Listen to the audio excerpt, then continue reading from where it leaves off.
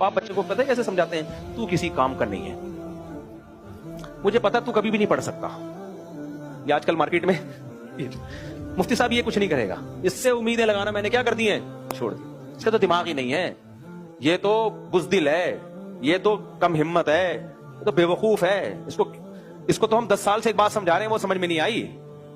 جب بچے کو ماں باپ کی طرف سے ہر وقت یہ تابڑ توڑ میزائل فائر ہوں گے نا بچے کے اوپر، بچے کو لگے گا کہ واقعی میں بے وقوف بھی ہوں، میں پرلے درجے کا احمق بھی ہوں، میں بزدل بھی ہوں، میں کم ہمت بھی ہوں۔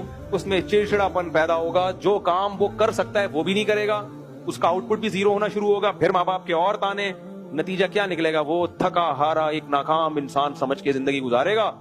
پھر وہ کہے گا میری بیٹھنا چرسیوں میں ہی بنتا ہے، میرے لیے جو سب سے بہترین لائف ہے وہ کون سی ہے؟